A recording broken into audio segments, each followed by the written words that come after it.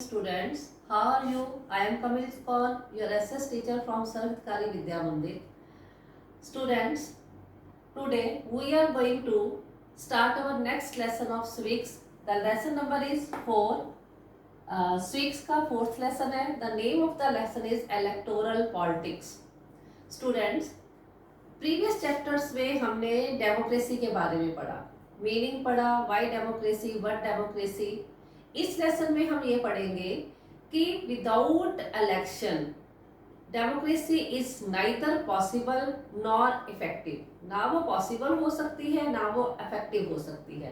तो better democracy के लिए हमें इलेक्शंस की जरूरत होती है.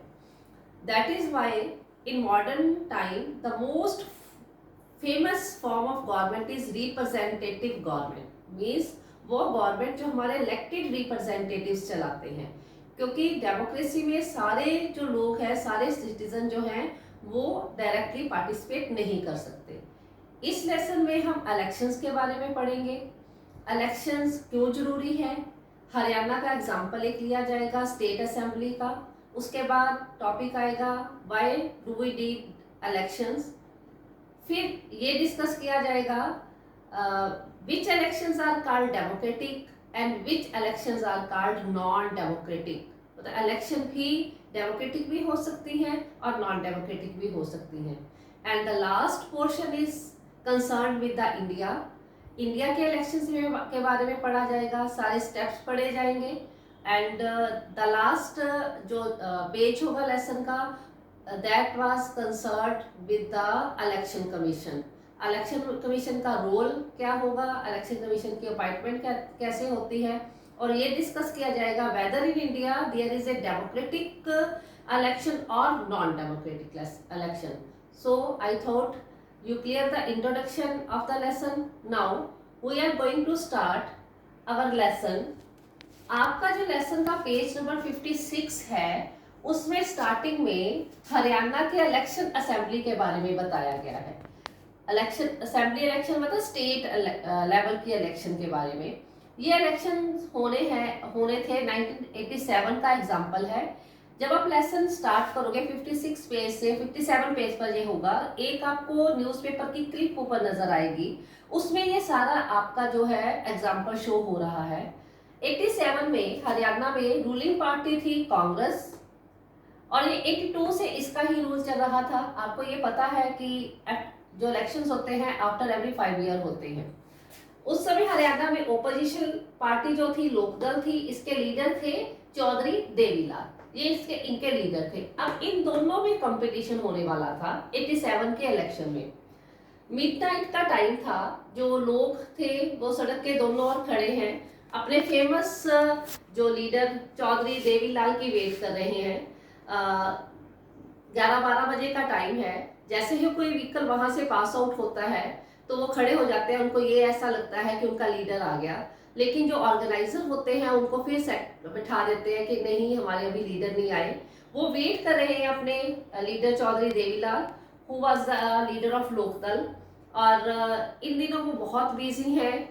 पूरे दिन में वो 9 मीटिंग्स को अटेंड करके अब रात तक उनका ये काम ऐसे ही चलता है. और क्योंकि इलेक्शन कंपेन कर रहे हैं स्टेट इलेक्शन की असेंबली के लिए 87 के लिए. जो चौधरी देवीलाल लोकदल के लीडर हैं, उन्होंने एक मूवमेंट चलाया. देखो, हर पॉलिटिकल पार्टी विन करने के लिए कोई ना कोई नई स्कीम, नई पॉलिसी लॉन्च करती है बिफोर द इलेक्शन.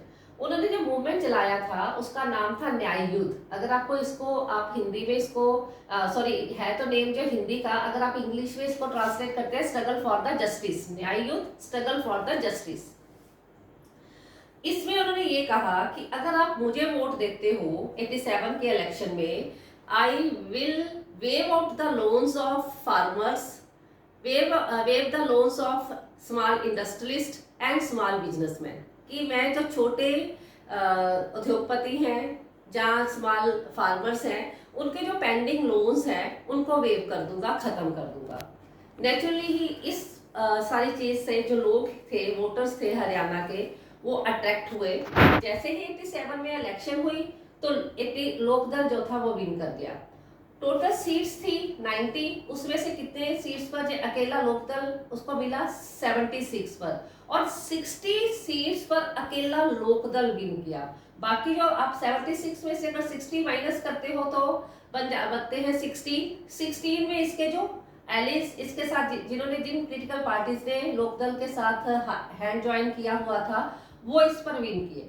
तो क्लियर मेजॉरिटी किसको मिली? लोकदल को मिली। लोकदल ने मतलब गवर्नमेंट बनाई।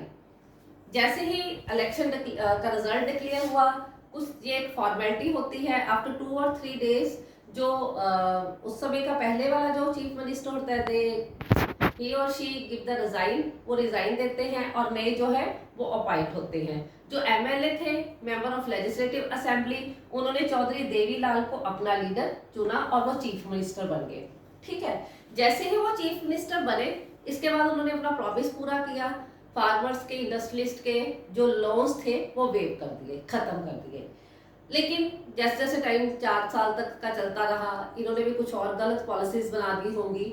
जो लोग थे फिर इनसे डिससेटिस्फाइड हो गए और नेक्स्ट इलेक्शन फिर होनी थी आफ्टर 5 ईयर इन 1991, और अगेन कौन विन कर गया? कांग्रेस पार्टी विन कर गई और उन्होंने गवर्नमेंट बनाई। इस सारे एग्जाम्पल से, हरियाणा के 87 और 91 के एग्जाम्पल से ये शो होता है कि डेमोक्रेसी में कोई भी ना तो परमानेंट लूजर है ना परमानेंट विनर होता है।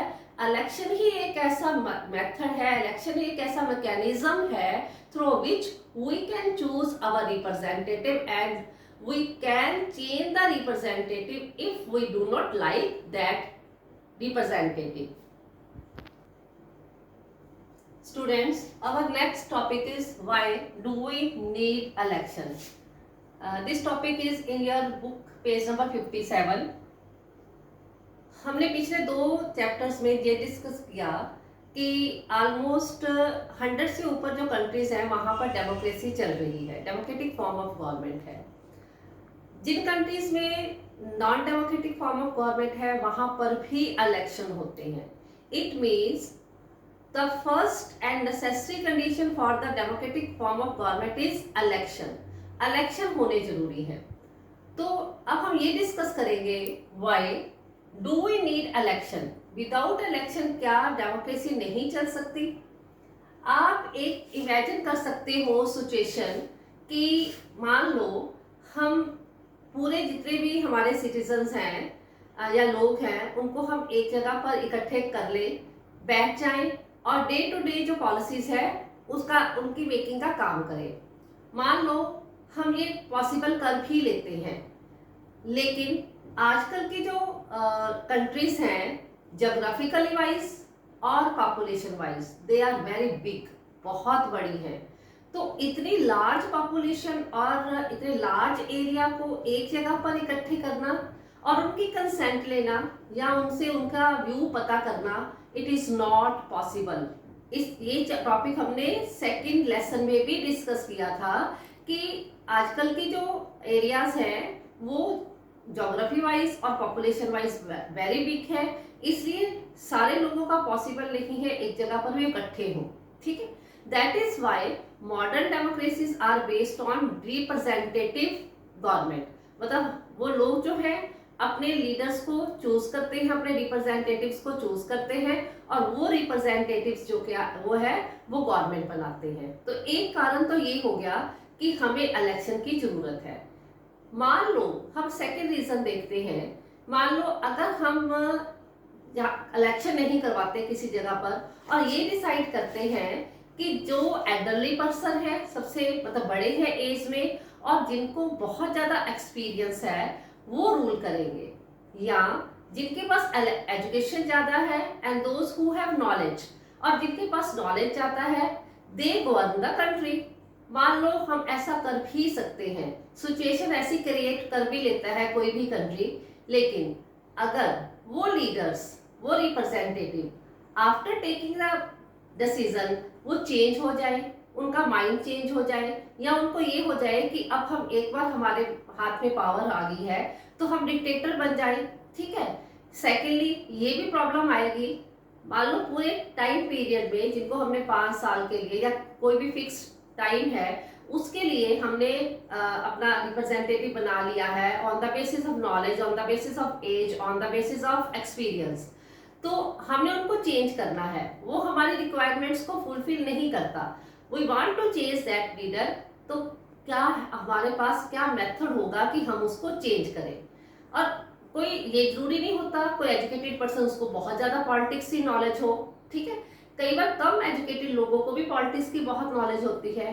तो इन सारे रीजंस के कारण हमें एक ऐसा मैकेनिज्म चाहिए through which we can elect our representative and we can change that representative if we want।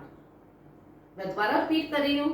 अगर आपको क्वेश्चन आता है what do you mean by election, election is a mechanism through which citizens can choose their representatives and can change that representatives after a fixed and regular interval।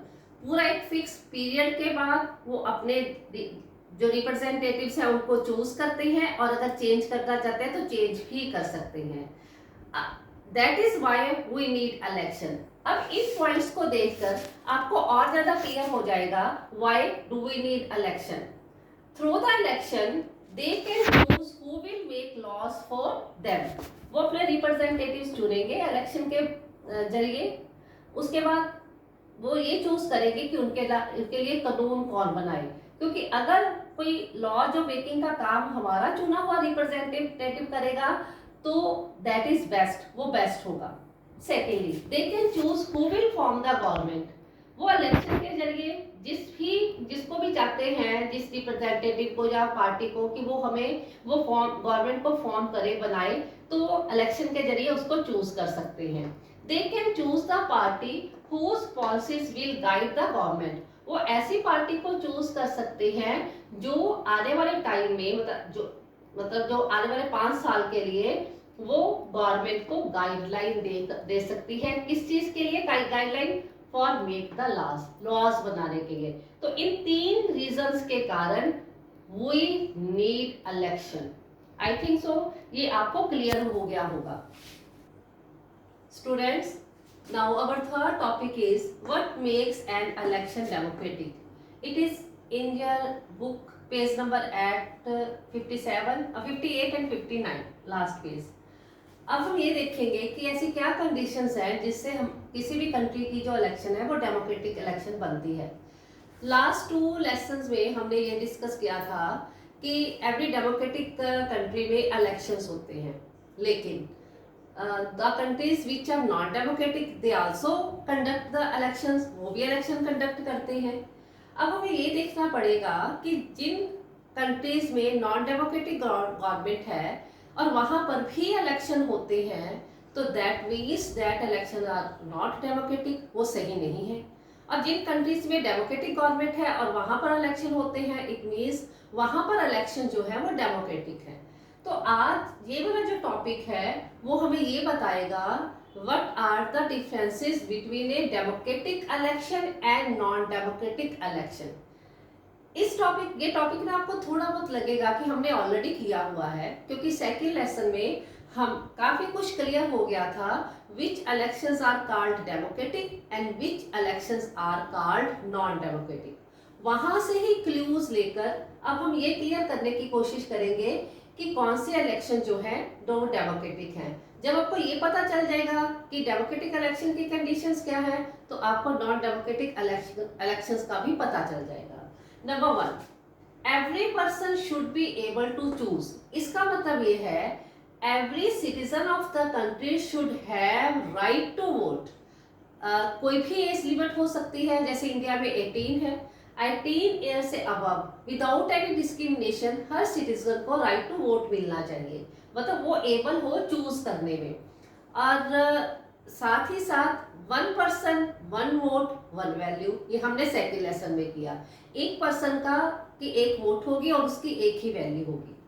Second condition is there should be something to choose from. मान लो हमें right to vote तो मिल गया, लेकिन right to contest election नहीं मिला। कुछ चीज तो ऐसी होनी चाहिए ना जिसके बीच में हमें चूज करने का कुछ मिले, अल्टरनेट मिले। फॉर एग्जाम्पल हमें कोई पूछे कि क्या खाना है, लेकिन हमारे सामने 3-4 चीजें ऑप्शंस ना रखे तो हमें पता होना चाहिए कि इसमें से हमने एक चीज को चूज करना है। या आफ्टर द 10th आपने कौन सी स्ट्रीम लेनी है तो आपके सामने 3-4 स्ट्रीम्स होनी चाहिए। हमने आर्ट्स लेना है, inter arts, medical, non medical, जो भी है, ठीक है। तो समथिंग टू चूज, कुछ ऐसा होना चाहिए यहाँ पर वोटर्स चूज कर सके। And third, the choice should be offered at regular interval. ये नहीं है कि एक बार इलेक्शन 2 इयर्स के बाद हो जाए, एक बार 5 साल के बाद, फिर 6 ईयर के बाद। रेगुलर इंटरवल में ही हमें ये चॉइस जो है वो ऑफर्ड हो। मतलब ये नहीं है कि हमें पता ही ना चले कि कब नेक्स्ट हमें चॉइस मिलेगी। जैसे आपको एग्जाम एनुअली होते हैं, हमें पता है हमें चॉइस मिलने वाली है, इसके बाद हमारे नेक्स्ट क्लास आएगी, हमने कितने परसेंटेज लेनी है।